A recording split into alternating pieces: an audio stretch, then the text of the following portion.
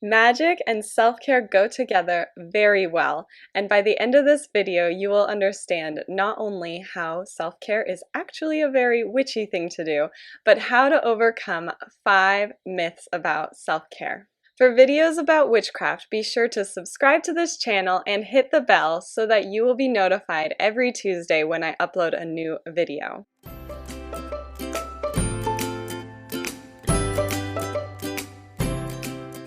One of the most loved courses in the Mumbleship, which is the Mumbles and Things online coven and community group, is called Witchy Self-Care, and that is for good reason. One of the goals of self-care is to help you better understand what your body, mind, and spirit needs when it is needed.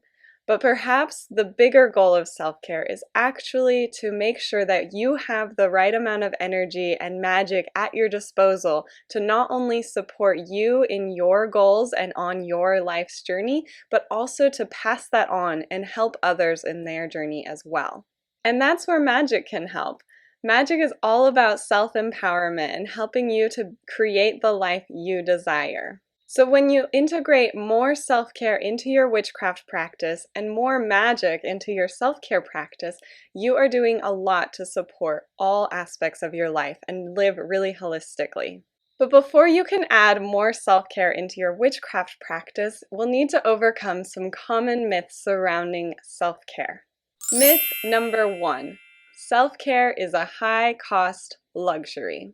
This myth basically defines self-care as spa days and retail therapy, and while these types of activities can be included in self-care for some people, other people may have no interest in spending their money this way.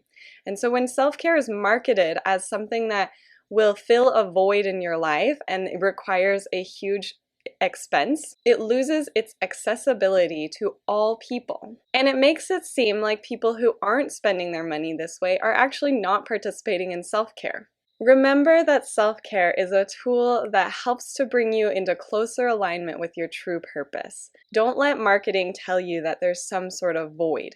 There's no void in your life, and self-care wouldn't help you fill that. Self-care is a tool that helps you to love yourself more and replenish your energy to a point where you can function. Myth number 2, self-care is selfish.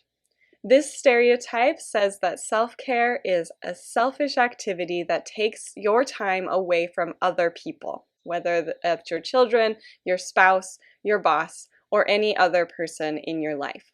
And this can lead you to feeling really guilty. It makes it seem as if you're avoiding your responsibilities, or you're lazing around at a spa, or you're shopping all day and spending all your money while everyone around you is suffering. It also implies that your time actually belongs to someone else and not to you. So the most important thing to remember is that self-care is not selfish. When you fill up your cup by engaging in self-care activities, your cup is full, and at that point you can share that energy with others. You can share your magic with others, you can share your time and your resources with other people. So in the long run, self-care is actually what enables you to be selfless rather than selfish. So self-care allows you to help others in a much more meaningful way because you're giving from a place of abundance and fulfillment rather than a place of emptiness. So leave me a comment below and let me know if you've ever felt guilty or selfish for taking time to take care of yourself and do something only for you. We've all felt this way before, so don't be shy. You'd be surprised how many other people comment the same thing as well. So let's support each other in the comments and give each other encouragement about why self-care is so important. Myth number 3, self-care requires showy rituals. Another myth about self-care is that it requires a showy ritual or a big undertaking. But in reality, self-care is actually best accomplished when done in little acts of self-care every single day as part of your daily routine. So remember to take care of yourself on a daily basis in small ways as part of your mundane and magical activities. Myth number 4, self-care can fix anything. This myth is kind of the opposite of the previous myth where self-care has to be a big act, and basically says that you can fix anything in your life if you just practice self-care one time. I've heard statements like, you should exercise and then you wouldn't be depressed anymore, or practice yoga and you'll be much more spiritual, or clean your room and all of your anxiety will vanish, or you'd sleep much better if you drank herbal tea. So all of these activities, exercise, yoga, cleaning, and drinking tea, and many others are wonderful self-care activities. They can certainly be classified as self-care, but a single action won't solve your problems. So that's where the myth is. What you actually need to do is to build a web of all sorts of self-care activities that can work together.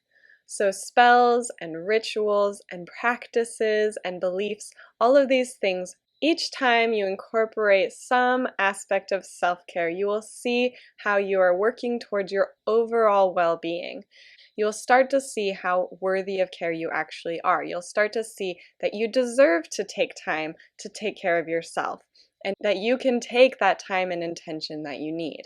Myth number 5, self-care is any momentary joy. This final myth is that some people mistakenly believe that self-care is any activity that brings you joy in the moment. But certain activities are actually self-soothing rather than self-care, because they don't lead to your ultimate overall health and well-being in the long run.